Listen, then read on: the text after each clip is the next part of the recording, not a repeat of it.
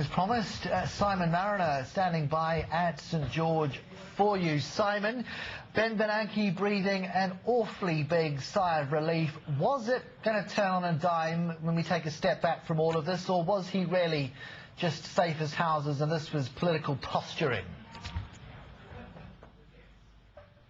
That it was probably the stiffest opposition any Senate voting. They've been voting him for nearly last 32 years, and he did face some fairly stiff opposition there.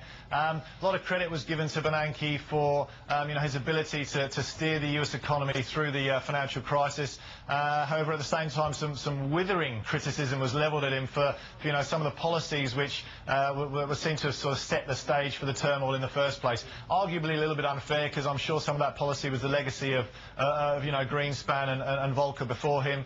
But in summary, the Fed overall was praised for its unprecedented response to the crisis, but at the same time perhaps criticised for not seeing it brewing in the first place. It's very interesting. On the same day of that, the former Treasury Secretary Hank Paulson coming out and championing himself as a free market convert, as it were, saying he had little choice but to bail out the banks. From that point of view, though, had Bernanke fallen at the last hurdle, who would have stepped into the breach? Well, I'm not sure if they would have voted someone in. I think if there's no vote, I think the incumbent or the best candidate around sort of sits in the chair in the interim. You're right. They've kind of been sort of hit from both sides in recent weeks. They've rather nimbly sidestepped a revolt by lawmakers, as you suggested, that were responding to a surge in public outrage almost at big banks and their regulators. But at the same time, they've been balancing some rather acute political pressures to ease the economic strain there. So they've been dancing a bit of a merry jig. Are you concerned about the wider lack of confidence for the Fed chairman at the end of the day? He was nominated under President George W. Bush. As we know, that presidency not exactly marked and considered a resounding success. What does he need to do now, Simon, to really entrench his credibility? Well, look, it's an interesting one, and I think, as you mentioned, a bit of political posturing. It didn't want to seem too easy, otherwise there would have been a little bit more, question marks hanging in the air.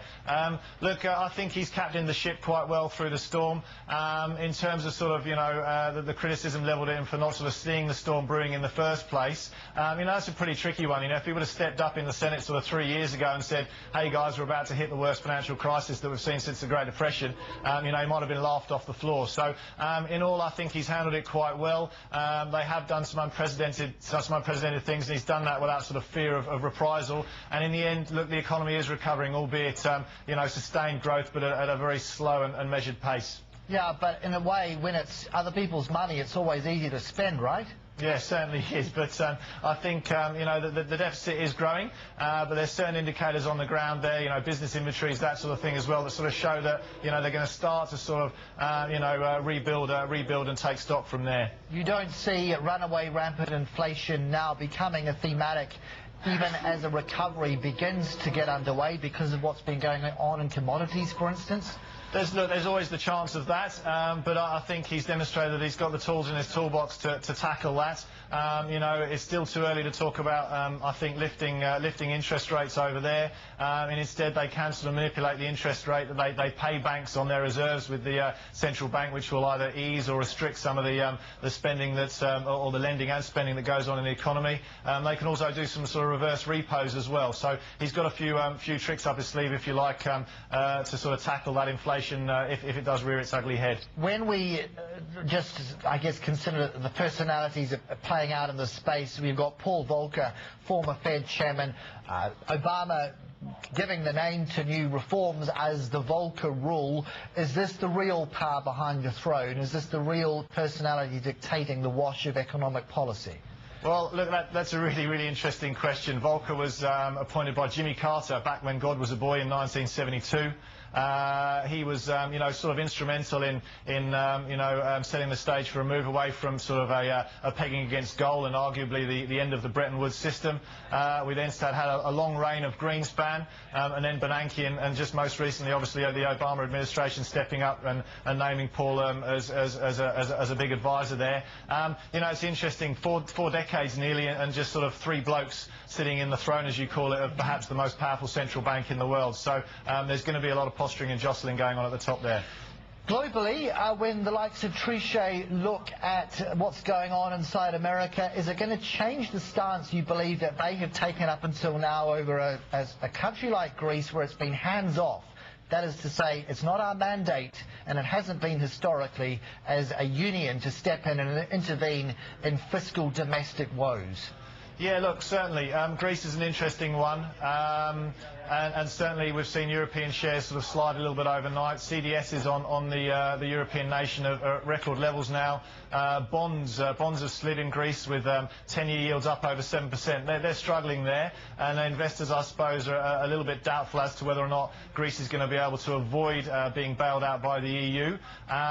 The deficit in Greece sits around 12% now, whereas EU membership rules stipulate that it shouldn't go over 3%. So they're in trouble, and I think the EU does need to sort of step in and help them out.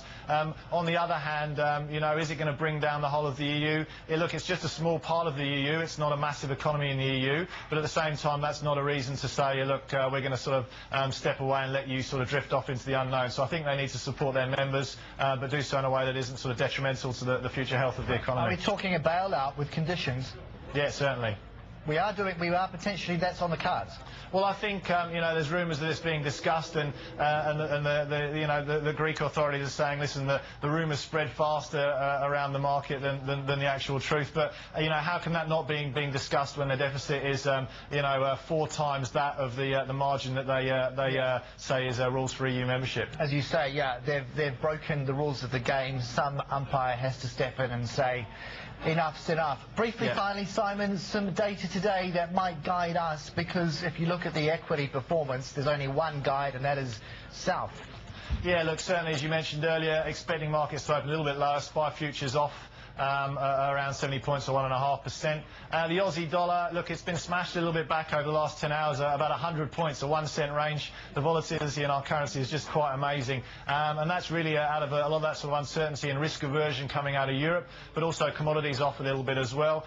Look, do expect the Aussie dollar to go up a little bit higher, to be well supported. Have a look out for 89.09 as a level, though. So if it does break through that, then it could probably free fall into 87 range. And in interest rates, lastly, since CPI on Wednesday, they're behaving themselves quite nicely. The spread between 1 and 5 years at just 1% now, which is the flattest the curve has been in over a year. On the data front, we've got private sector credit in Australia today, and out of Japan, unemployment, CPI, industrial production, and some household spending. The Aussie yen cross has been sort of looking like it's been running out of steam in recent weeks. It could have rolled over, currently sitting around 80.45. So have a watch of that data to see an effect there. All right, so it's ticked up a bit from the lows of 89.35. Simon, have a good session. Many thanks. Thank you. Simon Mariner from St George, as always, bringing you that reset on the SPY futures, just minutes away now.